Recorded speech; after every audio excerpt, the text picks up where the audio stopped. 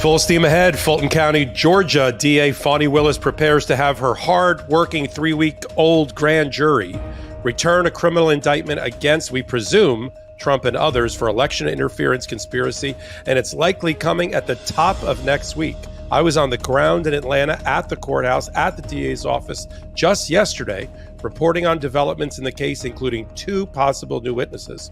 What will the shape and contours of the indictment look like? Surgical, like Jack Smith's, or more expansive and sprawling with multiple defendants and counts? And she seemed pretty coy about communicating with Special Counsel Jack Smith's office about their respective cases in a recent interview. What does all this mean as 2 separate prosecutors work to whipsaw one criminal defendant named Trump? Then Jack Smith's team continues to battle over getting a protective order and ultimately gag order in place against Trump and his counsel in front of DC Federal Judge Chutkan to stop them from continuing to violate the local criminal rules about out-of-court statements, about evidence and potential witnesses. The judge set a hearing for this Friday, now that there's been full-blown briefing on the issue. And of course, Trump and his counsel are taking advantage of the delay by calling the indictment, among other things, bullshit and other inelegant attacks on witness credibility and the evidence. Hasn't Trump already violated the conditions of his release from custody? And hasn't at least John Lauro already violated the local criminal rules governing out-of-court statements? And what will Judge Chutkan do about it all? Speaking of Jack Smith, the work of his grand juries and team of investigators and prosecutors is not over. They didn't put up a going out of business sign when they issued the indictment. New witnesses and new cooperating witnesses are meeting the team and giving grand jury testimony, including Bernie Kerik, who worked for Rudy Giuliani and ultimately for Donald Trump. As the DOJ focuses on the as of yet unindicted co-conspirators 1 through 6 and others, potentially Donald Trump again, to bring new indictments. And what about Mark Meadows' disappearance from view and bare mention in the indictment? What could that mean? And Jack Smith is working with a new piece of key missing link evidence that even the Jan 6 committee didn't have, a December 2020 legal memo created by, I call them co-cons, co-conspirator number 5, Ken Cheeseborough. He shared it with Giuliani, Eastman, Powell, Trump, and others, in which he lays out in vivid detail that even he didn't believe that Pence had the power to reject the actual electoral votes and accept the fake ones, but that this phony approach would continue to buy time for Trump to steal the election. Ken Cheeseborough, along with John Eastman, are clearly the mad political scientists who implemented Trump's plan, not just to delay for delay's sake, but to steal the election from the American people. Or to paraphrase Trump, he did it against you, not for you, and he's being indicted because of it. Finally, we have yet another data point prior to the national 2024 elections that the voters in each state are rebelling against the GOP and MAGA and their attempts to shove undemocratic policies down their throats, especially those that disenfranchise and undermine the right to vote and the people to petition. Latest example, Ohio, where Republican legislators tried to implement part of a national strategy of making it almost impossible for the people, as in we the people, to effect change through ballot initiatives and constitutional amendments. Knowing that the Democrats and progressives were about to put on the November ballot an initiative to secure a woman's right to choose and have bodily autonomy with a state constitutional right to choose, Ohio MAGA tried to slip through an off-election year initiative called Issue 1 to increase the voter percentage required to amend the state's constitution to 60% and increase the number of voters necessary to even get the proposed amendment on the ballot. What happened? And what does it mean for November's abortion rights bill in Ohio and those throughout the country? All this and so much more that we haven't even planned or talked about in advance on the midweek edition of Legal AF Podcast, only on the MeidasTouch Network, with your regular co-anchors, Michael Popok and Karen Friedman Agnifilo. KFA, since the last time I saw you, just last Wednesday, you did an amazing interview in Special Legal AF episode with former Republican House member Adam Kinzinger about the January 6th committee and hearings and what he thinks about Jack Smith's indictment so far. And I did remote reporting from the steps of the Fulton County Courthouse in Atlanta, putting my ear to the ground about the upcoming indictment. And we have day jobs as practicing trial attorneys. What a week so far. Karen, how are you? I'm good. I'm good. Yeah, we've been super busy. I wrote that op-ed too when we launched our new MeidasTouch website that looks amazing, by the way.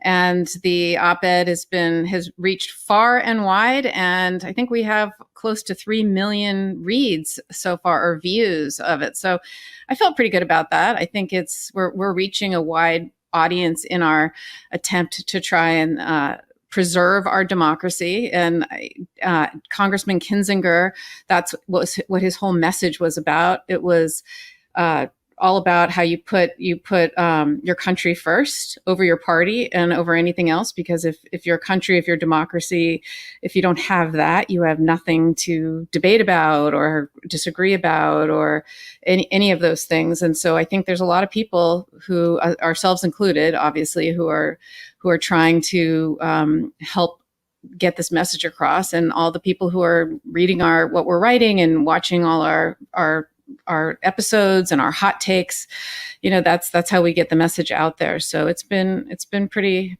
great, and we've been busy, but it's worth it.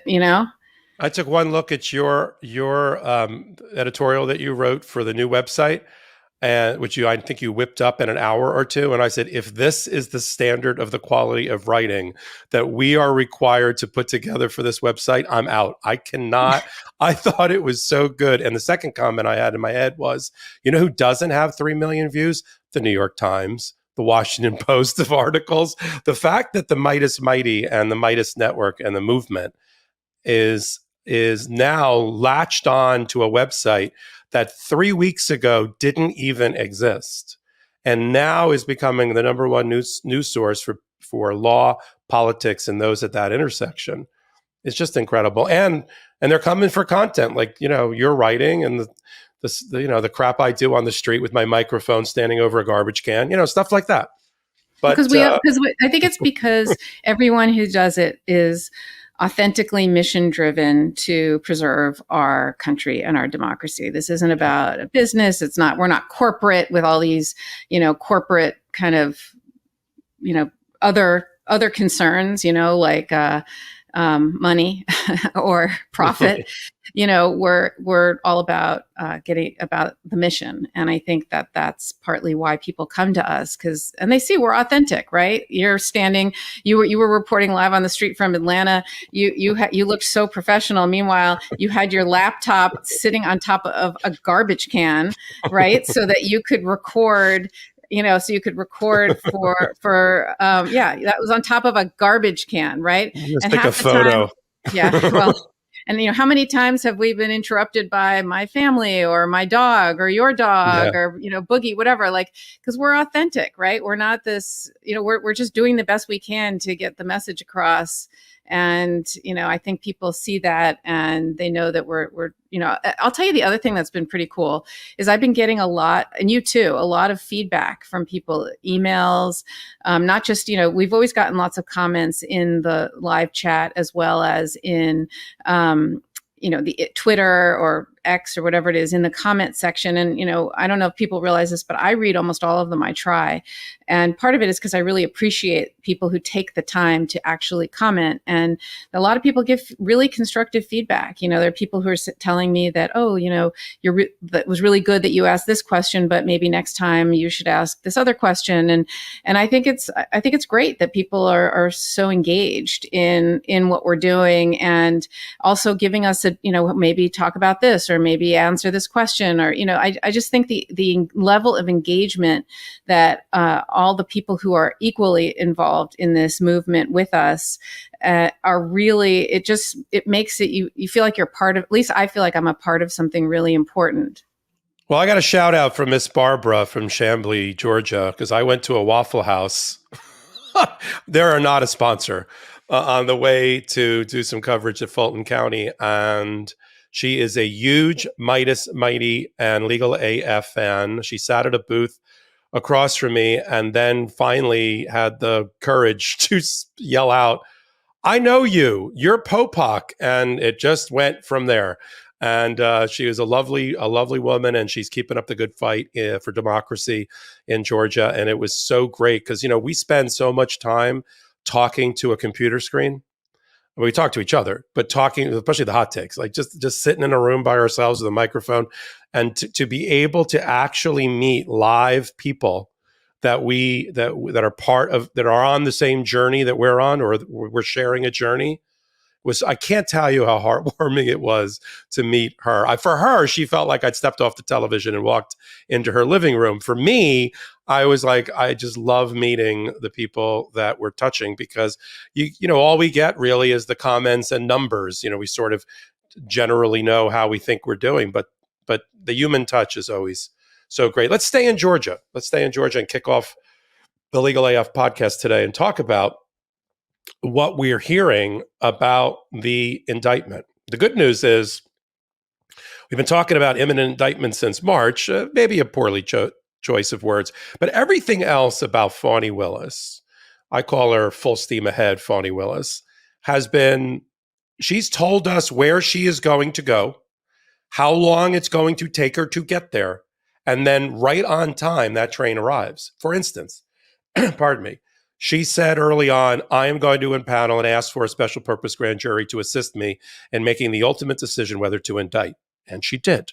And then she said, I'm going to keep it in place for about 7 months or so. And then when it's over, I'm going to listen to its recommendation and make a decision from that. And she did, right on time. And then there was that gap that we all sort of not ridicule, that's too strong of a word. We sort of made fun of her, that from March until she got the new grand jury up and running, it seemed like it was an inordinate gap.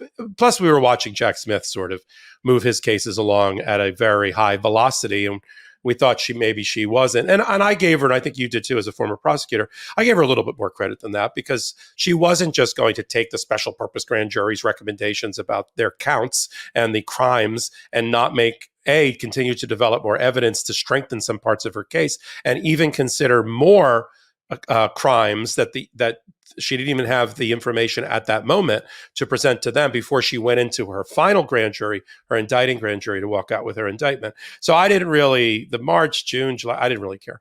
So now she's got 23 people, Fulton County, Fultonians, who are the grand jury for all things Georgia election interference. And this is a many-headed hydra, right, in Georgia. It's not just, although we love talking about it because it's the clearest example of Donald Trump's interference in crimes, but it's not just the phone call with Mark Meadows to Brad Raffensperger to try to throw away almost 12,000 votes and turn the election for Donald Trump. It's not just that. It's Mark Meadows going to Georgia and meeting with election officials on the ground to try to outcome. It's Rudy Giuliani and the other lawyers both conducting phony legislative hearings that weren't hearings, and or filing lawsuits that all ended up in the trash bin, and to try to stop the election, and the use of fake electors in Georgia, the coordination through the White House with at least one or all 6 of the unindicted co-conspirators listed in the indictment,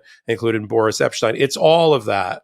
And then how Georgia fit in to the other 6 battleground states, and how she's looking at those things. And she told us 7 weeks ago, that she wanted the streets of Fulton County, and I was there yesterday, and they are cleared during this exact time period, starting on Monday. There's some footage that I shot while I was there. We call that the B-roll in the business. I didn't even know what the business was until I joined the MeidasTouch network, but I shot some B-roll. There it is. And it is dead. It is desolate there, because 70% of her staff and that of courtroom personnel and that of the State House, which is across the street, have all listened to Sheriff Batty, and stayed home, along with the chief judge who gave out. And so there's not a lot of people on the street, and there's a couple of courtroom proceedings going on, and of course the grand jury. The 23 grand jurors ultimately have to vote, and they have to count to 12. She has to get 12 people to agree with her to indict. And from what we're hearing about some remaining witnesses that she's trying to wrap up, and the way subpoenas have been issued, all things that I heard on the ground, and I was asking people, and things that ABC News is reporting, looks like Tuesday indictment, unsealed thereafter. And then we're off and running with talking about Georgia law as it relates to arrest, surrender, arrest, arraignment, and release. What do you think? You think it's going to be? Do you think it's this week or next week? And I want you to talk about first the contours of because you're such a good predictor about indictments.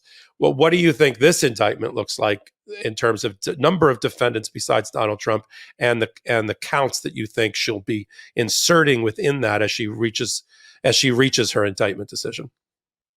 So let's just say I was supposed to be on vacation next week and I was going to be out of the city. And I have now changed my vacation so that I will be in the city, because I think it's almost certain that it's going to be next week on Tuesday. And your Wi-Fi sucks upstate. Well, no, yeah, well, that's true. But I recently, I think I fixed that problem recently, but that's a whole other story. But yeah, so I think it's next week. That's what everybody is suggesting, and all evidence, as you say, including the empty streets, the closed off court building, the staff being home for this period of time, and the days we know that the grand jury meets. I think it's a pretty good guess that it's next Monday or Tuesday, probably Tuesday. And just, what do I think it's going to be? I mean, we do know that there's a couple of people who are testifying next week. It's the former lieutenant governor from Georgia, Jeff Duncan, as well as an independent journalist, George Chidi. And they both testified before the special purpose grand jury. She's choosing to bring them in. And what I'm wondering is whether she's had any witnesses really go into the grand jury yet, because she's been assembling the grand jury. They've been voting on other cases. There's been reporting about that. And it's possible, because hearsay is allowed in Georgia, that without a doubt, she has her indictment written ahead of time, because that's how prosecutors do it. You write the indictment ahead of time, and then you ask the grand jury to vote on the indictment.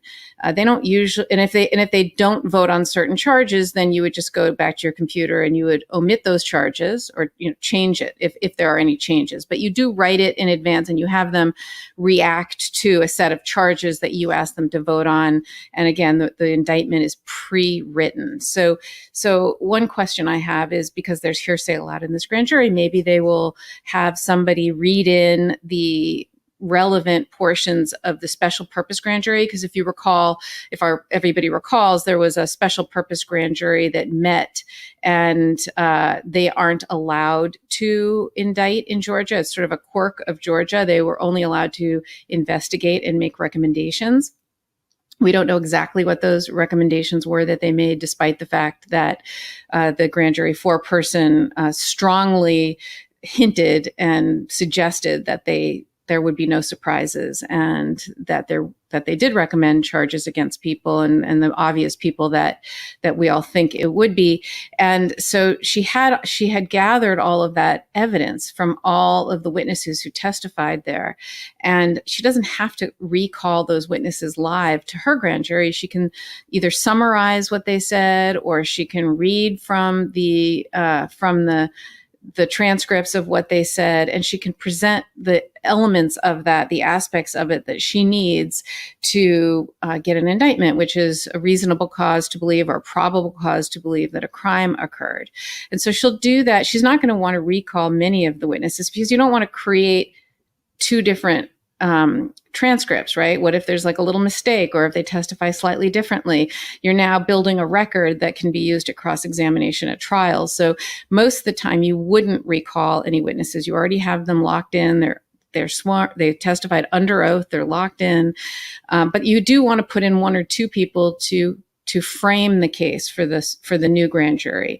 And it seems like she's chosen George Chidi, who's the independent journalist who testified before the Jan 6 committee, who can tell the story, right, as a journalist, and tell the story of what happened, as well as the former lieutenant governor, to talk about Georgia election law and Georgia, what's supposed to happen and how they do it, and just all the procedures and processes.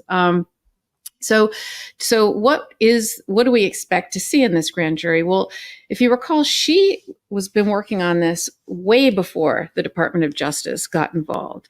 And she was investigating and looking into this case partly because the Department of Justice didn't get involved, right? She was one of the prosecutors who was calling for the Department of Justice's involvement when it looked like they weren't doing anything. And by all accounts, they weren't doing anything other than going after the low-level people. Well, I shouldn't say they're low level, but compared to Donald Trump, they're not the masterminds. You know, the violent insurrectionists who breached the Capitol and wreaked havoc and created violence in the Capitol. And the Department of Justice had no problem going after all of those individuals, and they prosecuted 1,000 of them, but they didn't seem to be going after any of the Trump and his henchmen, co-conspirator level people. And I think Fani Willis was one of the prosecutors who had the more blatant crime happen in her state. If you recall, the President Trump the perfect phone call, as he calls it, find the 11,780 votes was kind of the culmination of this plan. But there's a whole pressure campaign that, as you said, Giuliani came and held these fake hearings, and they were getting fake electors, and they were trying to get the find the votes, et cetera. Mark Meadows flew in to try to pressure Georgia state officials as well. And, Giuliani and Meadows together did this whole pressure campaign, try to really turn the electors from Biden to Trump. And so she saw what everybody saw, that no one was doing anything. So she starts her case. And, once she starts her case and she starts uncovering this sweeping crime, at some point, the Jan 6 committee did their work and kicked the Department of Justice in the pants.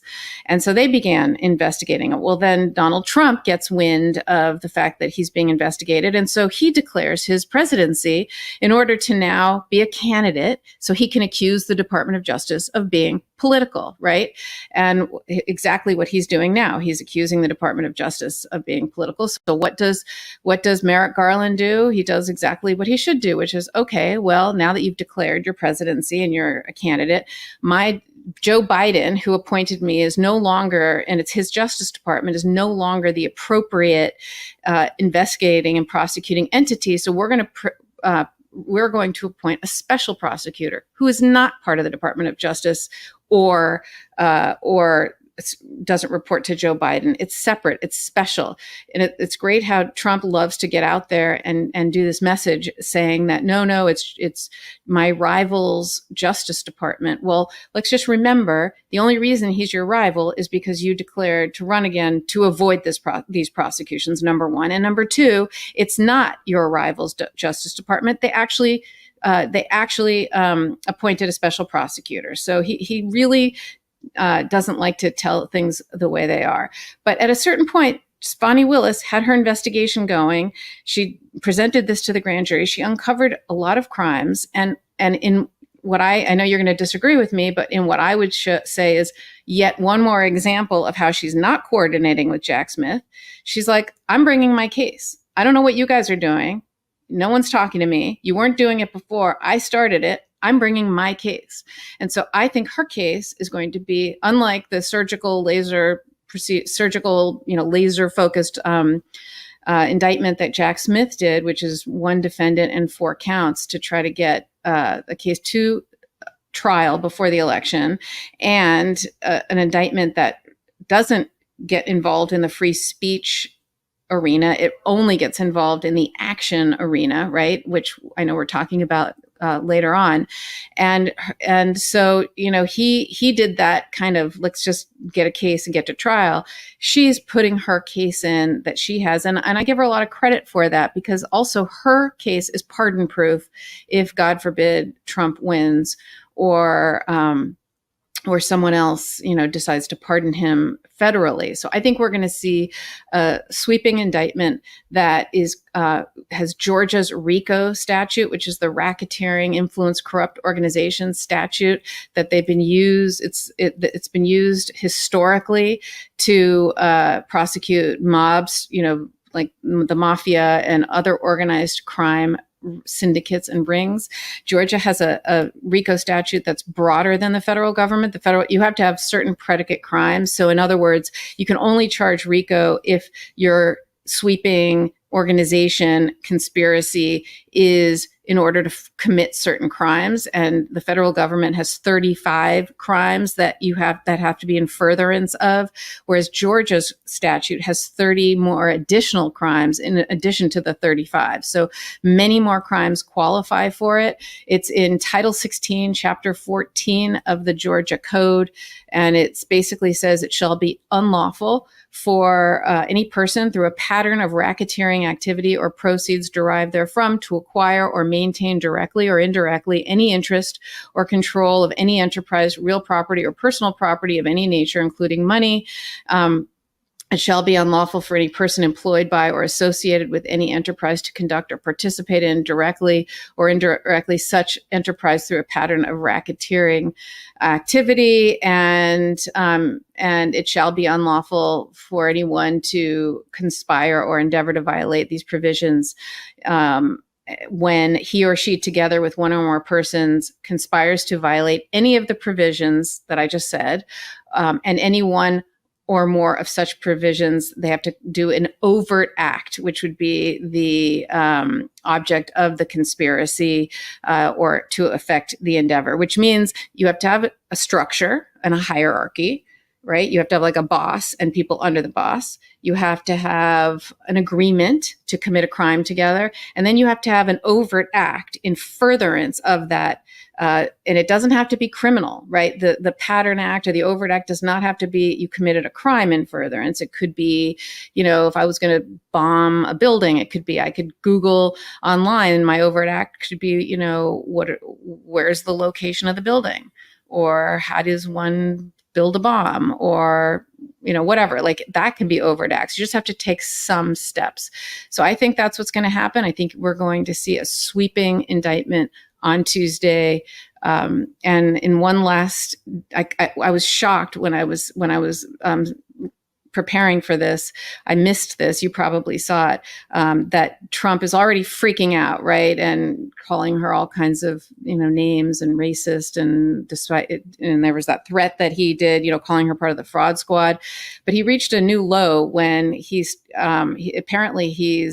accusing her and defaming her and saying when she was a defense attorney that she had an affair with a gang member, which is outrageous. Did you see that, Popok? No, but nothing. I'm beyond.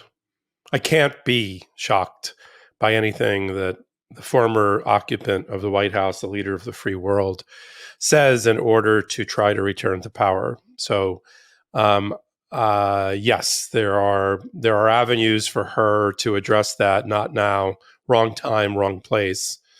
But if he thinks he's you get more flies with honey than vinegar, I don't think you need to encourage Fani Willis anymore.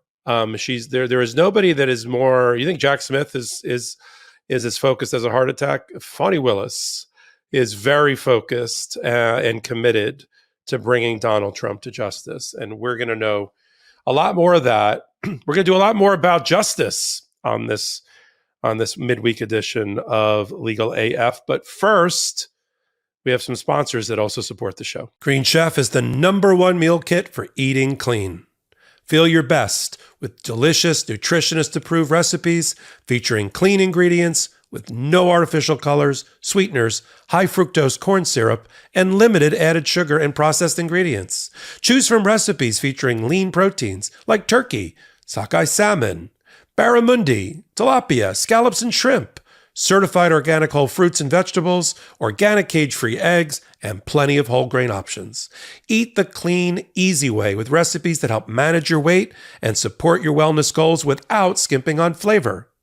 Feel your best this summer with seasonal recipes featuring certified organic fruits and vegetables, organic cage-free eggs, and sustainably sourced seafood. Also, Green Chef is the only meal kit that has both carbon and plastic offset. Green Chef offsets 100% of the delivery emissions to your door, as well as 100% of the plastic in every box. Plus, nearly all packaging materials are curbside recyclable in most areas of the U.S.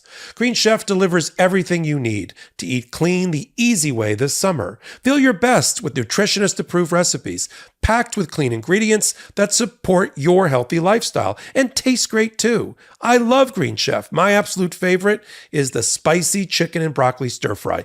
Delicious. Go to greenchef.com/legalaf50 and use code legalaf50 to get 50% off plus free shipping. That's greenchef.com/legalaf50 and use code legalaf50 to get 50% off plus free shipping. Green Chef, the #1 meal kit for eating well. Our next partner is AG1, the daily foundational nutrition supplement that supports whole body health. I drink it literally every day. I gave AG1 a try because I was tired of taking so many supplements, and I wanted a single solution that supports my entire body and covers my nutritional basis every day. I wanted better gut health, a boost in energy, immune system support, and wanted a supplement that actually tastes great. I drink AG in the morning to start my day. It makes me feel unstoppable and ready to take on anything. And on top of it all, I'm doing something good for my body. I'm giving my body the nutrition it craves, and I'm covering my nutritional basis. I've tried a ton of different supplements out there, but this is different. And the ingredients are super high quality. I got started with AG1 because I used to take all these different pills and gummies, who knows what, and frankly, what I was taking was expensive, and I didn't even know if it was good for me. But with AG1, I know what I'm consuming has the best ingredients and also tastes delicious. AG1 makes it easier for you to take the highest quality supplements, period. When I started my AG1 journey, very quickly I noticed that it helps me with improved digestion, energy, and overall, I just feel great.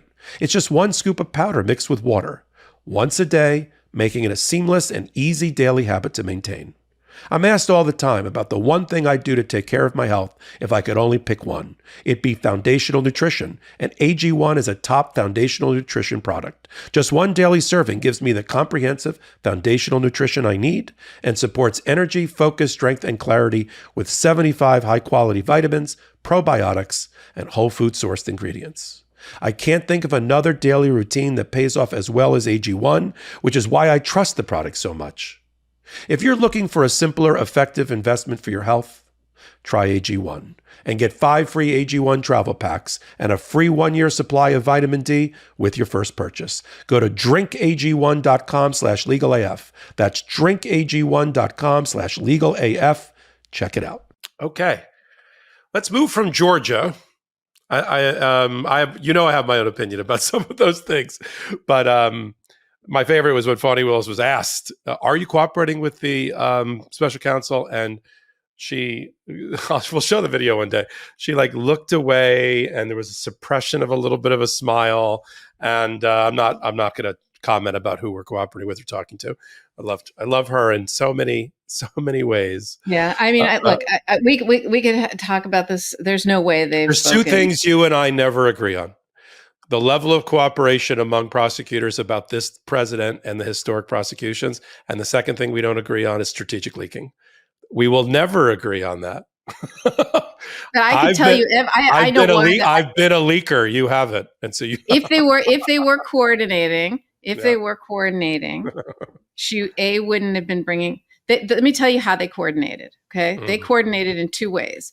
She signaled when she didn't need to signal months ago when this was happening. She did that as a message to Jack Smith that if you're going to bring your case, bring it during this time. That was her communicating. They didn't talk on the phone. Nobody spoke to each other. That was her signaling to him. If you, basically a lifeline. And if you have anything you want to say to me, you can say it to me. And I think there's been phone calls. I think, and you know that. And I know that, but I don't think he would have risked the political backlash that would happen if it ever came out that he did coordinate with. He has to be. They actually have to be separate, because otherwise it will be deemed like it was a political, like they're conspiring together. But I to don't do think a this. question like, what are you doing with Mark Meadows? Are you going It, to, I don't think that's a bad that question. he would never risk it. The second way that they're coordinating, in my opinion, in addition to her signaling to him when she's going, that was her, shot across the bow, is through defense lawyers. I think that the cooperating witnesses who are represented by lawyers are going to want to make sure that if I'm cooperating in one case, I'm also going to, if I'm getting immunity in one case, I'm going to get immunity in another. Through the lawyers, I think that's the way that's how it's happening. But I would almost guarantee that there is no communication between Fani or any of her people and Jack and any of his people. One day at a future Legal AF, after Jack Smith and Fani Willis have written their memoirs, we will settle that bet once and for all. In the meantime, we need to move on. So let's move on. It's fun. Come on, it's fun to debate. It is fun, but we can't make a whole podcast out of it. So let's talk about let's talk about a judge who knows what she's doing, and a judge who is experienced and has a firm hand on the controls and knows what's going on in her courtroom, which comes from about 20 cases that she tried in civil practice before she hit the bench, and hundreds and hundreds and hundreds of cases that she's handled, including through trial as a federal judge over the last 13 or 14 years. That's Tanya Chutkan. Tanya Chutkan has a number of issues that are now in front of her that she's going to have to deal with, some of which are of her own making, meaning things that she has to handle as a federal judge on a criminal trial, including setting a speedy trial or setting a trial date. And some of it is a hand that she's been dealt because she has an out of control, both defendant in front of her in Donald Trump, who calls things like the indictment bullshit, and said, I mean, that's his words, not mine. And then he and the lawyer, mainly John Lauro, although I've seen now Todd Blanche hit the circuit also, make references and comments, what looks like to me to be in clear violation of the local criminal rules about what you can and cannot say outside the courtroom about potential witnesses and evidence. That's all they do. They talk about all the witnesses that they think are going to be in their favor. They talk about how they're going to cross-examine Mike Pence. They talk about other witnesses. They talk about other evidence. And this is a problem. And this gap between the arraignment and the ultimate hearing on the protective order, which in most cases, like 99, I just want to let people know who are learning about American jurisprudence through a case like this, you're not watching typical things that happen or typical procedure. In 99% of the cases in federal court, the protective order issue is not a big issue. The Department of Justice asks for it. There's a little bit of tweaking going on between the defense lawyers and the prosecutors, and the judge enters a protective order, and then all of the discovery, whatever the volume is for that particular case, comes flying out to the defense in order for them to have a defense and have the documents, witness statements, transcripts, documents, and other things. And they can go digging through these haystacks that the Department of Justice gives them in order to find maybe the needles that they think will help them get off and not get convicted. So that's the normal process. That's not what happens here. Here, the Department of Justice does the right thing, which is takes as its model what I believe is the protective order put in place by Judge Nichols, a Republican Trump-appointed judge, in the Steve Bannon case, and said, yeah, that works for us. And so said, this is Judge Chutkan. Normally you take one that the judge has done. I mean, that's normally what I do. I take a protective order that's on the docket for a prior case because I know the judge likes that one because she signed it. But here they did a little differently because of the unique facts and factors and elements here, and said, we'll take one from a recent Jan 6 or obstruction of Congress type case. And they fired back, the other side fired back, not only on social media, not only on network television, but also in their filings when they weren't complaining about having only a few days to file their briefs, but it basically saying, we don't want any gag order at all. We don't want First Amendment rights. This is a First Amendment case, which it is not. This isn't about First Amendment speech of anybody. This is about the conduct of Donald Trump And the way they try to make it First Amendment is they say it was all aspirational. He was just making asks. He was just asking Mike Pence if he was willing to overthrow democracy. He was just asking Brad Raffensperger if it was possible to dump 12,000 votes. He was just asking the fake electors if they would put their signatures on fake elector certificates so they could be submitted to Mike Pence. These were just asks. He was just running it up the flagpole. Let's see if anybody salutes. Is that really what it was? Or was it conduct to interfere with and obstruct a function of the government, which is the counting and the certification of electoral votes for the transition of power, which is what it is. I used the reference that actually one of, it's not unique. I'm not saying I patented it. It was mine alone. But then a couple days later, one of the former judges for Donald Trump, former lawyers for Donald Trump, said the exact same thing, which is you can stand in front of a bank and you can say with your buddies, God, all the money in there is really mine. It's really mine. That's different than in the middle of the night putting on a ski mask and going into the bank and trying to steal the money or making plans to do that. Speech is one thing, action and conduct is another. And even speech can be criminal in nature depending upon what you're exhorting the other people in your conspiracy to do.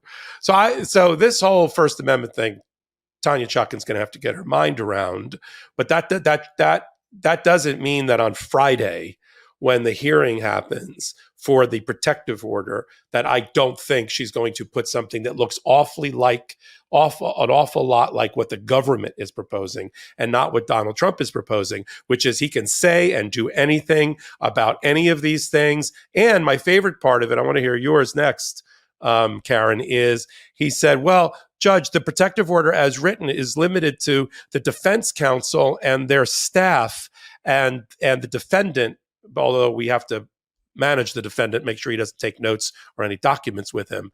But we might have volunteer lawyers and other people volunteering their time, and we want them to be able to have access to this material as well. To which the government responded, you mean like the 6 co-conspirators who are all lawyers? You want to give them access to our sensitive information before they've even been indicted? You should reject that, Your Honor. Tell the audience where you think as a prosecutor on, because you've dealt with a lot of protective orders. I've done it on the other side. Where do you think Chutkan on Friday, after hearing argument of counsel, where does she end up on this in terms of the protective order? And then comment on those two things that I started the segment with, which is, has Donald Trump violated his terms of release because of the things that he's been saying, including some of the ones eye-poppingly that you mentioned earlier, and 2, has John Lauro violated by making inappropriate out-of-court statements about the case in violation of local criminal law? So Judge Chutkan is not going to be reviewing this protective order in a vacuum. So let's just back up a minute and just remind people of a few basic principles. So number one, what is discovery? Discovery is all of the information a prosecutor has in their file about a case, right? It's all the evidence you've gathered through your investigation. And why is it that defendants are entitled to discovery and when? In the federal system, you're not really entitled to discovery until much later in the process when you're about to go to trial. And the purpose of discovery is so that you don't engage in trial by ambush or by surprise, right? There should be an opportunity for a defendant in all cases to prepare for their defense. And so we in this country, and we're moving more and more toward it in the states, like for example, New York recently in 2019 passed a law. We used to have very restrictive discovery laws that didn't allow discovery until right before a witness testified. Now there's open file discovery 15 days after arraignment. So it's because of this whole, it's not fair, people need time to prepare, et cetera. So that's what discovery is. And in this particular case, the government wants to give the discovery to Trump much earlier than he's entitled to it, so that they do have an opportunity to prepare, and so that he can't say, I need more time, just so we can get a trial going. So the sooner you give over your discovery, the more time they have to prepare, and the sooner everyone can be ready for trial. So what happened, though, is the defendant was arrested. And when he was arrested, he was in custody. And in order to get out of custody, and custody means you're not free to leave, right? You're under arrest. You're in the custody of federal law enforcement. You have to be brought before a judge, where a judge will release you or decide that you have to stay incarcerated. And if you're released with certain conditions. And that's the purpose of an arraignment, in addition to inform you of what your charges are.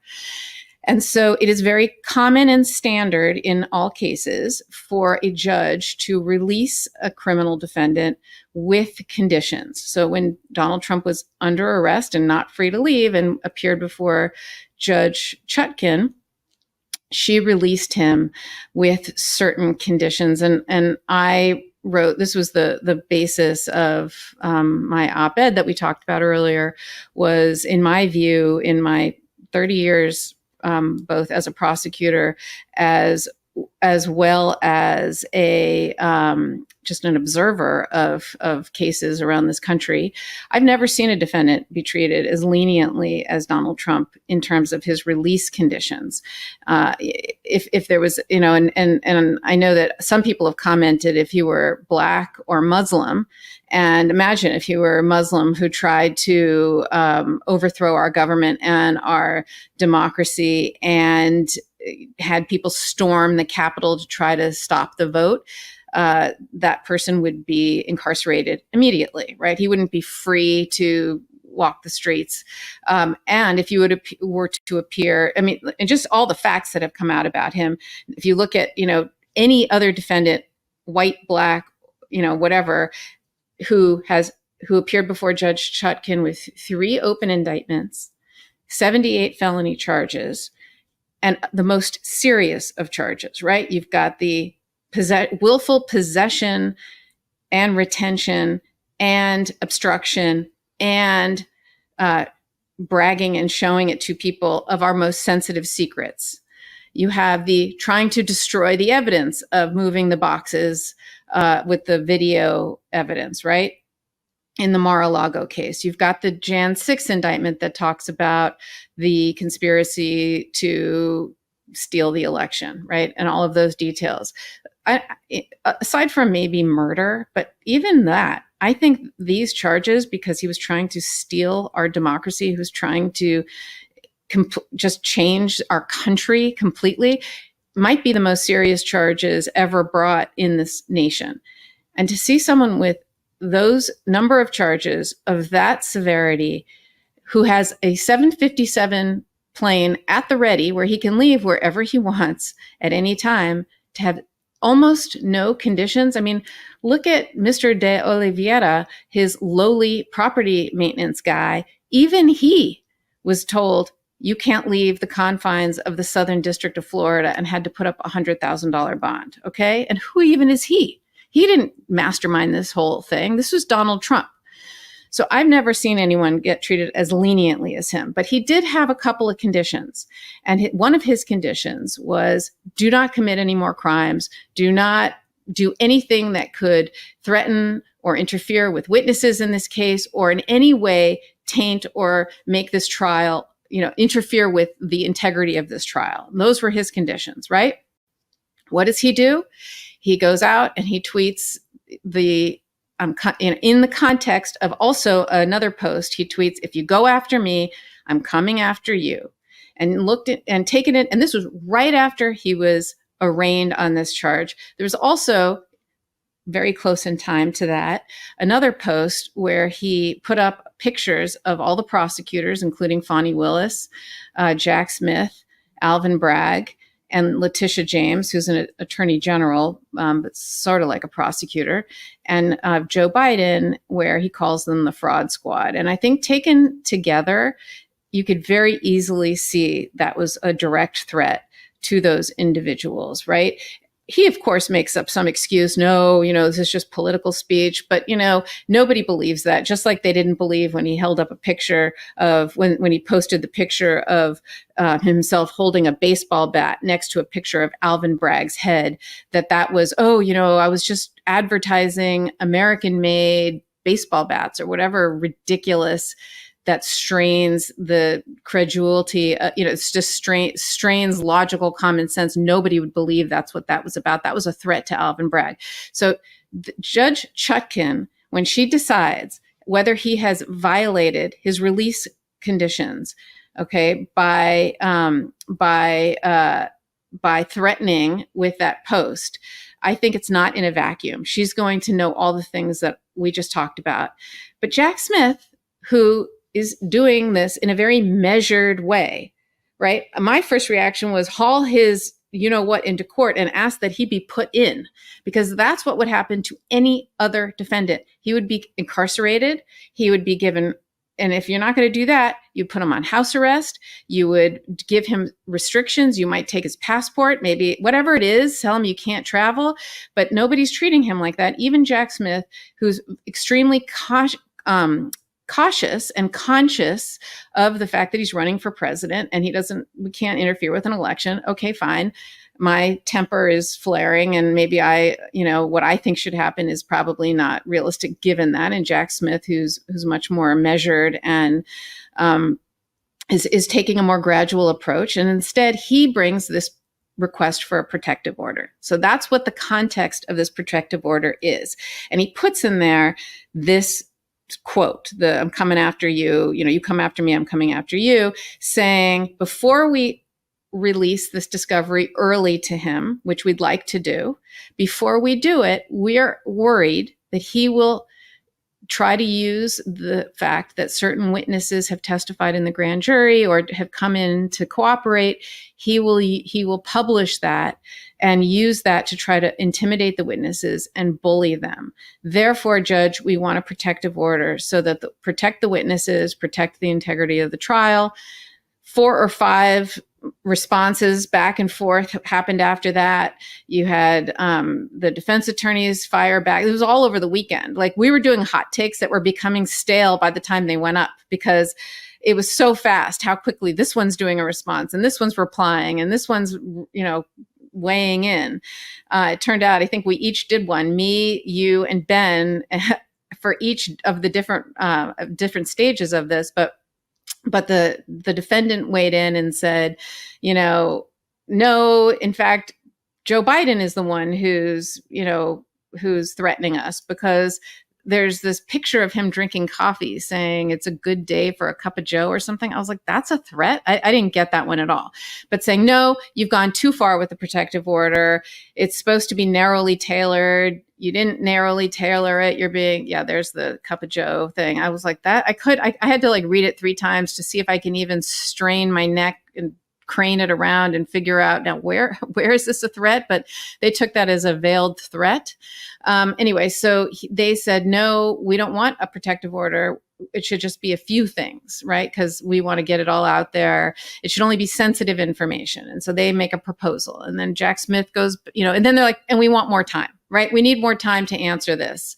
And Jack Smith fires back, well, you had time to ask for more time, so you should have spent that time commenting on the proposed protective order. And then they fire back, And meanwhile, as you pointed out, the John Lauro he had time to be on 5 different shows on Sunday morning to talk about all of this. So he clearly had time to do that. And the judge fired back and said, okay, everybody, we're having a hearing and we're going to, see exactly, what we're going to do here with the protective order. And what do I think is going to happen? I think she's going to give Trump one more chance and a really stern warning. I don't think she's going to I think she will give Jack Smith a protective order. I think it'll be almost exactly what Jack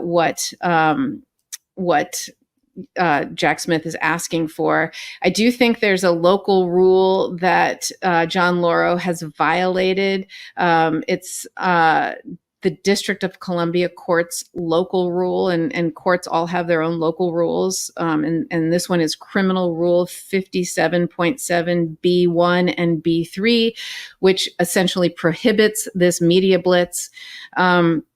And I think that that will come up, and I think that the judge will admonish the lawyers and tell them not to do this again. You're not trying this case in the court of public opinion.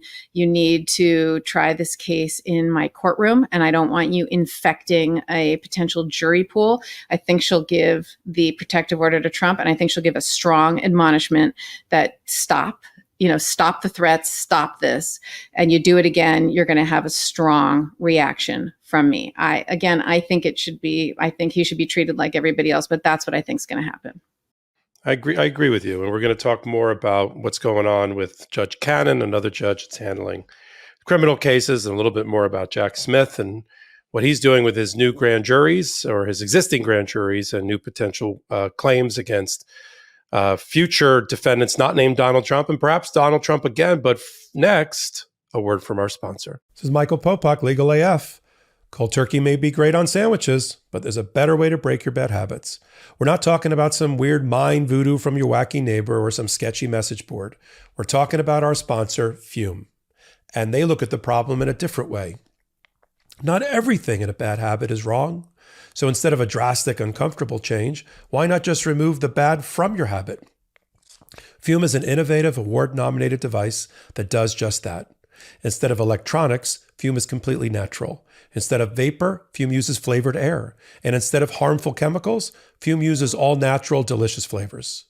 You get it. Instead of bad, Fume is good. It's a habit you're free to enjoy and makes replacing your bad habit easy.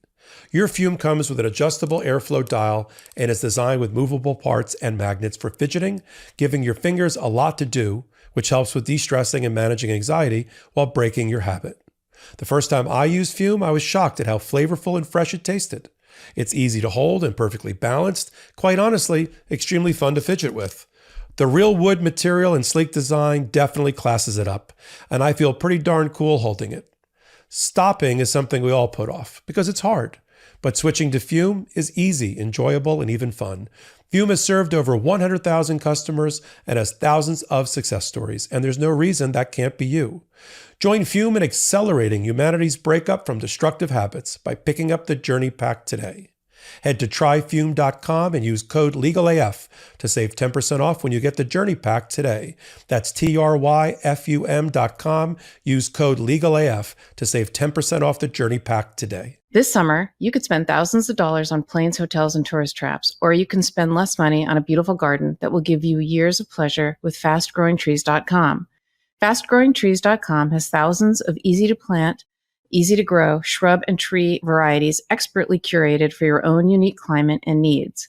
From Meyer lemons to evergreens to shade trees and everything in between. No more waiting on long lines and hauling heavy plants around. With fastgrowingtrees.com, you can order online and your plants arrive at your door in just a few days. No green thumb? No problem. Fast Growing Trees plant experts are just a Zoom, chat, or phone call away, always available and eager to help. They can even walk you through your entire garden to help you solve problems you're having with plants and trees. Plus, Fast Growing Trees plant experts have specialized degrees and training to help troubleshoot from root to leaf. It's like telehealth for your plants. I love fastgrowingtrees.com. I've been using them for years, even before they became a Legal AF sponsor. I have everything from fig trees to hydrangea to roses. And I have looked to their plant experts to help me keep them thriving, and they can help you too.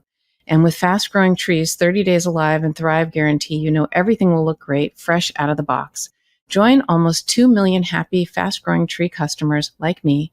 Go to fastgrowingtrees.com/legalaf now to get 15% off your entire order. That's 15% off at fastgrowingtrees.com/legalaf. All right, so let's talk about let's talk briefly about Judge Cannon, just to kind of, we don't know quite where she's going with this yet, but in denying a couple of motions to seal that the government had filed to continue to protect the grand jury secrecy and some of the information that shouldn't be in the prying eyes of the public or the media, in denying a couple of those items, she also had a very curious, it was also curious where she put it. In the order denying it, she also wants the federal government, the Department of Justice, to be prepared at the next time they get together, or when they file their next paper, to talk about why there are multiple grand juries involving Mar-a-Lago issues. She's, of course, aware that for the longest time, and through the chief judge of the District of Columbia at the time, federal court, Beryl Howell, she was the one that was where evidence was being developed. We know that Evan Corcoran, and the issue about Evan Corcoran, the lawyer for Donald Trump, who interacted with the federal government, the Department of Justice, the National Archive, the search warrant, the subpoena, and all of that, and certified along with Christina Bobb that he had done a diligent search and only found 38 documents when he knew or should have known that was a lie.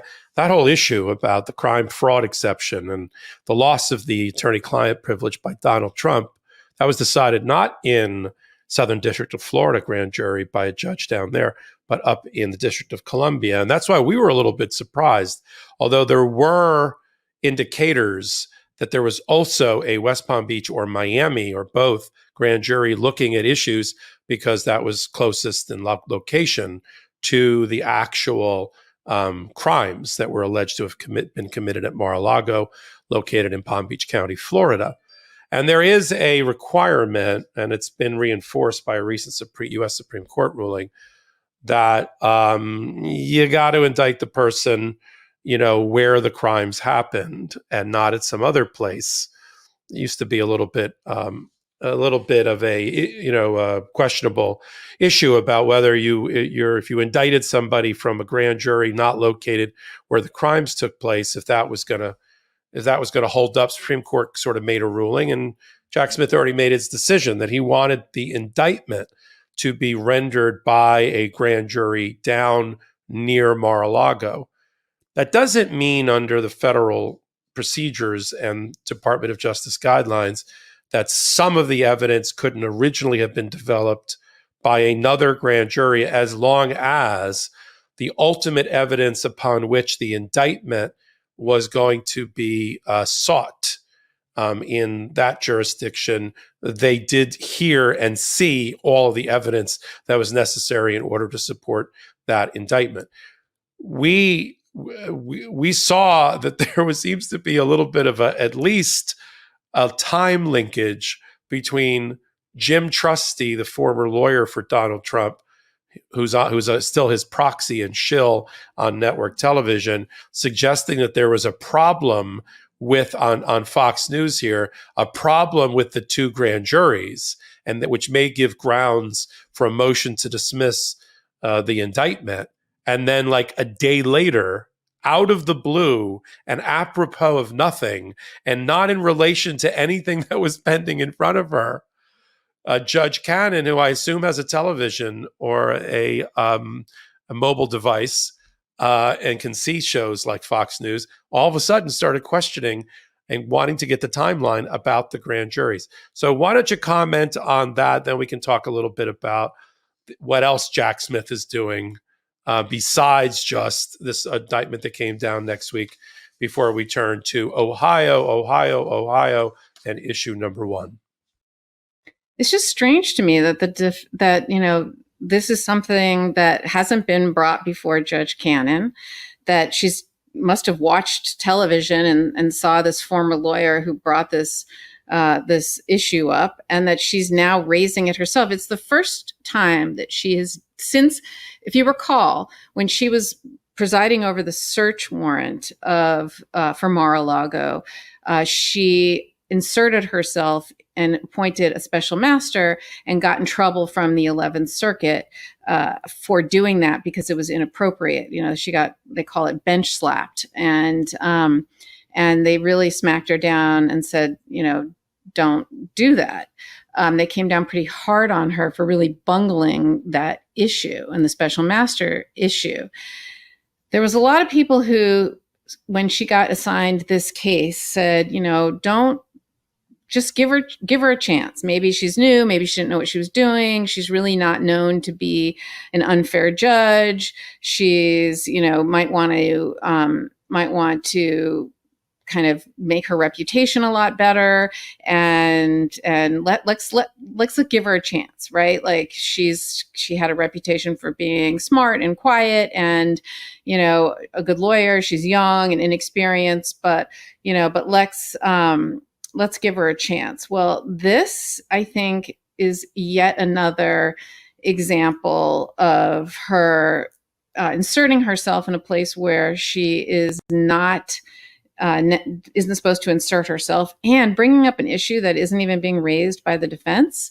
And she's raising it on her own. She sort of signaled to Walt Nauta, hey, you might want to raise this issue about whether it was okay, since we're in Florida, can Jack Smith continue to investigate things in the DC grand jury? Now, let's talk a little bit about what the grand jury can and cannot do. So if you're presenting a case to a grand jury, like say you're presenting a case, you ultimately ask them to vote on a defendant and a charge or a set of charges, right? If that grand jury stays open, which it sometimes does, because they sit for a period of time and they can continue to investigate, that particular instance for which a person was indicted for can no longer be investigated in that grand jury without permission. But that person can be investigated for other things, right? Or other charges, or other people can be investigated. So it's not inappropriate for the DC grand jury, for example, to continue to investigate other defendants involved in the Mar-a-Lago case, or other documents that weren't charged in that indictment, or possession of, or other things. What you can't do is use a grand jury that's already voted on a defendant for a particular charge as a way to investigate for trial. You have to use trial subpoenas for that, not grand jury subpoenas. So it's a nuance, but it's not inappropriate for Jack Smith to continue, and he knows this. Every prosecutor knows this. So I'm not really sure what she thinks she is, what she's saying here, but she's absolutely inappropriately inserting herself again in a place where she has not even asked to go. And P.S., there's a Rule 6E3C that specifically allows an attorney for the government to disclose grand jury matters to other federal grand juries. So he's allowed to do it. He's allowed to do it if it's for other defendants or other charges. And Cannon is not supposed to be ruling on legal arguments that are being made in the media. She's supposed to be ruling on legal arguments that are made in court, and she's not supposed to hint and give defendants, "Hey, why don't you make this argument?"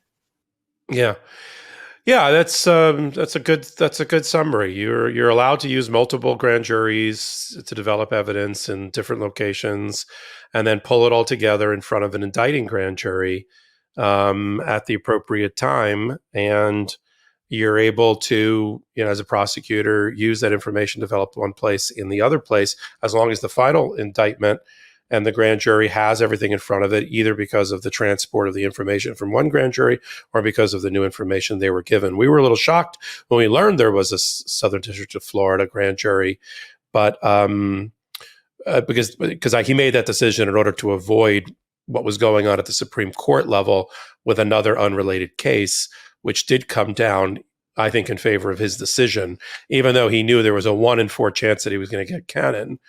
That's where he needed to get the indictment from. But he's not done. And the grand juries, if what she wants to hear from Jack Smith is that the grand juries are still in operation, he's not going to reveal to her in D.C., where he's supervised by Jeb Boasberg, the chief judge, the content or the information in those grand juries.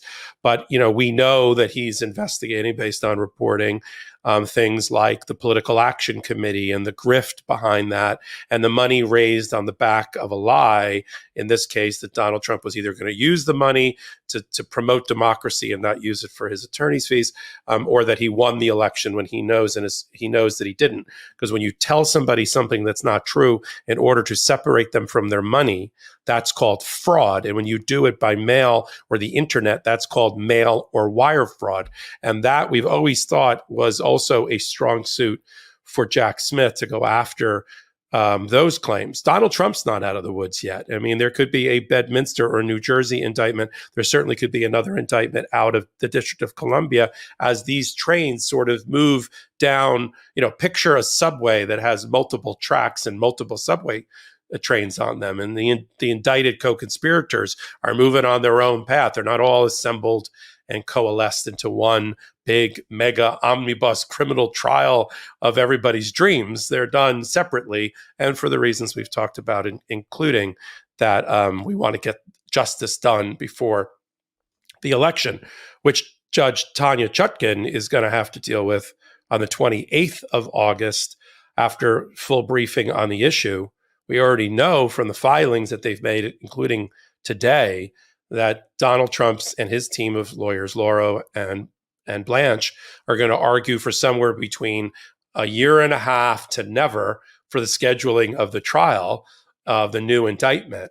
You already hear Lauro, well, they had 2.5 years to investigate. Well, we want equal time to do our defense. That's not really how speedy trial or the Sixth Amendment right to a fair trial works. And other things that they have filed indicating that we know, and we'll see it in the filings before even the hearing, that they're going to seek something after the November election. And Judge Chutkan's going to have to look at the calendar and say, I don't know, I see openings in April. I see openings in February. The civil cases don't concern her because she can sort of bump those with federal criminal cases. And all she's got to do is kind of, I think, maintain the Manhattan DA's case and the one that Judge Cannon has set. And if Judge Cannon's case slips because it's attached to Judge Cannon and therefore it could be slippery, then, as Ben, our co-anchor, said, I thought properly last Saturday, he said, well, fine, if Judge Cannon bumps her date, then Chutkan can slide hers into that. You're opening, I see you're open in May now. Why don't we use May? So, that again is the reason why we're seeing multiple things filed by Jack Smith in multiple jurisdictions, because it's that portfolio approach. I may lose a little here, but he's not going to run the table and fight off 3 separate indictments. I think February. I think February too. And Ben thought April, so I'm on both sides. I think February or April. It'll sandwich the March case up with being prosecuted by your old office, the Manhattan DA, and it'll be before the May date, which again I think is set in very wet cement with Judge Cannon, and then throws it down. There is no way, I will stake my reputation on this, there is no way Judge Tanya Chutkan is putting this case after the November election. No way. What do you agree with me? Totally agree. Okay. So, I mean, look, there could be, God forbid, something that happens outside of everyone's control, right? That some unforeseen thing, but barring some unforeseen thing, yes, I agree with you. So let's end the podcast today. I know the people in the chat are like, no, don't ever end it. But we have to end it. And we had a lot of different choices. We really do curate what we're going to talk about. And we try to come up with the right mix and match of things that both we think our audience is going to want to know more about in depth than even we can do in hot takes. And, we have to use our judgment about what we think, what we want to talk about. And so there were a lot of different things we could have talked about for our last story. We could have talked about Rudy Giuliani about to get handed his head in the defamation case in Washington because the judge is not buying his, I admit liability, but I don't admit liability about defamation. And he's got big problems there, a lot of headwinds there. We could talk about the ghost gun decision, a rare win at the Supreme Court level for Joe Biden and his administration about trying to keep the ability to 3D replicate guns without serial numbers out of people's hands. And the Supreme Court, for now, on the shadow docket, has decided to side with the Biden administration. Could have done a whole thing about that. But just yesterday in Ohio, we had another example, another data point that the people are not going to take it anymore. They're mad as hell, and they're not going to take it anymore, to paraphrase Network, about having their rights, and women's rights particularly, stripped away from them by MAGA GOP houses, legislators and state houses. And the good news for the Democrats, just a 1 minute of the MeidasTouch podcast, the good news about these special elections and off-year elections and ballot initiative elections is almost every one of them have gone in the direction of the Democratic position in advance of whatever's going to happen in November. And that's a good sign for democracy. And this is another data point. The Republicans in Ohio, and led by a candidate of theirs that's running for the U.S. Senate, who's currently their Secretary of State, Mr. LaRose, said point blank, he said the quiet part out loud. He said, we know that there's going to be in November, when there's going to be, of course, a lot of voters going to the polls, right? Total voter activation, including Democrat and women. So we know they're going to put on the ballot to enshrine in the state constitution of Ohio a woman's right to choose. This is the way we're trying to fix the Dobbs decision and the stripping away of the constitutional right from Roe v. Wade, state by state, block by block. And so knowing that, and knowing that under longstanding Ohio law, all it takes is 50% plus one vote, just over 50%, one vote more, to get something onto a ballot to be decided by the people, a voter initiative, an amendment to the Constitution, 50 plus, most states it's actually 50 plus one. And knowing that, the state MAGA House members put up for a off-year election when very few people they thought were paying attention, and very few Democrats would go to the polls because it sort of get lost in the shuffle. They put on the ballot yesterday what was called Issue 1, which was, they said, they didn't mention abortion, except when the Secretary of State mentioned it. They just said, well, we got a lot of out-of-state interests that are trying to influence policy in Ohio. By the way, I don't think that's an Ohio accent. Whenever I do an accent, it sounds like somebody from Looney Tunes or from Warner Brothers. So like a cartoon. So we don't want out-of-state influence. So we want to increase the percentage for having an amendment to our Constitution from 50% plus one vote to 60%. And we want to increase how many signatures you need to get in order to even get that ballot initiative onto the ballot.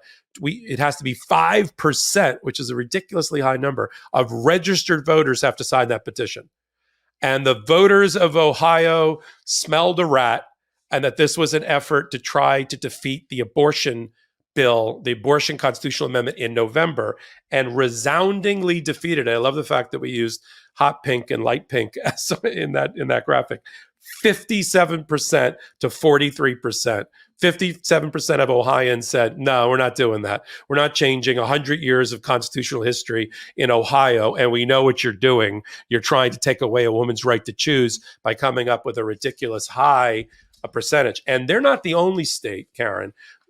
There are many states that are using this attempt to shut down off-ramps and shut down the ability of progressives and Democrats and just independent people to give a woman a right to choose in state constitutions by creating these barriers, these tremendous barriers. So for instance, and I'll leave it on this for me, for instance, Arkansas and South Dakota both wanted to use super majorities, even above 60%.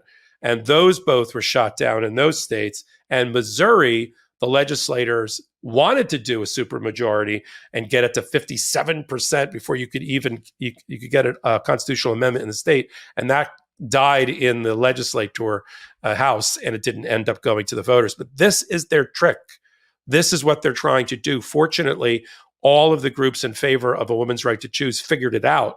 mobilized in an off-year election and got their voters, our voters, to the polls. So, and that's why we're talking about it. What did you think about the strategy that the GOP is using, this really underhanded strategy, and Ohio's sort of response to it? I've always loved the Midwest. I've always loved Midwesterners. And what I love the most is, look, Ohio went for Trump and voted for Trump by, I think, an 8-point margin in 2020. And most of the statewide elected officials are Republican in Ohio. But, they're real authentic people who are like, I think part of this was about abortion and women's right to choose, but part of it was like, don't try to pull the wool over our eyes. Like, we know what you're doing. You're sneaky, you're underhanded, and that you're not doing that, right? We're going to protect our popular vote. You're not going to undermine our popular will. If we want to outlaw abortion in the Constitution or put a right to abortion in the Constitution, that should be up to the people of Ohio, and not try this sort of like fake way of selling a bridge to whatever, like you said, a snake oil salesman, right? Like, it's just ridiculous. And they saw right through it. And it reminds me of every jury trial that I've ever had where, the jury figures it out. They don't necessarily, some people think, oh, they like you better, or they, whatever. All it's not about that. It's not a personality contest. It's juries have a way of sifting through the shiny objects and the shtick and the all the things that lawyers try to do. And they really go back and they really try and figure out what happened, what's the right thing. And jurors are made up of everyday regular people, just like the people in Ohio who voted. And they figured out exactly what was happening here. And they basically said, you're not making this decision for us. We're making it for ourselves. And plus, we believe in abortion and women should have a right to choose. So this just, every once in a while, I need someone to show me that, there's still hope and faith in this country and the American people. And to me, that's what this was for me here. Well, this is the model and the template for how we win in 2024. You mobilize the voters who have been most threatened, most disenfranchised by the policies of MAGA and Donald Trump, and you make sure they get to the polls. And if this is any indication, what happened in Ohio, what happened in Kentucky, what happened in many other states, including ones that are ruby red as far as the electoral map, but that the women and independents and young people got to the polls and cut them off at the pass. If this is what's going to happen, I just can't imagine that the voters that watch the MeidasTouch network aren't going to be as, if not more, enthusiastic and activated about voting in November, when literally lives and our way of life are on the line, than now. The fact that we're winning time and time again special elections, runoff elections, constitutional elections, abortion rights issues. The Democrats have won every major abortion rights issue that's come up since Dobbs, as the Republicans try to overreach and try to enforce what they think is the will of the people, when exactly it's actually the exact opposite. So we've reached the end of another midweek edition of Legal AF. We supplement what we do here, as Karen said earlier, in a number of ways. Karen, Ben, and I do regular, sometimes 2 and 3 a day. Ben, even more hot takes analysis only on the YouTube channel for MeidasTouch. And then in this kind of ecosystem that the MeidasTouch founders, brothers have created, and biofeedback system, the website will now serve, frankly, as sort of the reef upon which all us various tropical fish can hang out, because it's going to be the place, hopefully, for people to go to for their news, just as the YouTube channel, the hot takes, the podcast have been in the legal and political world. And it will cross feed with each other, right? It'll you'll go to if you go to the website, MeidasTouch.com, you'll see all the podcasts, all the watching opportunities, all the written material by people that you enjoy, like Karen Friedman, Agnifilo, and other people, and updated on a minute-to-minute basis. And then, of course, we've got our hot takes, and then we pull it together on those Wednesdays and Saturdays for the show that we're doing now. And the way you can help is, every time we mention this, besides supporting our sponsors, which are important, is all free. Free subscribe to the MeidasTouch network. Get us over to 1.5 million and then 2 million as quickly as possible, because that helps make us the powerful force for you, for good, for the progressive ideals on the network.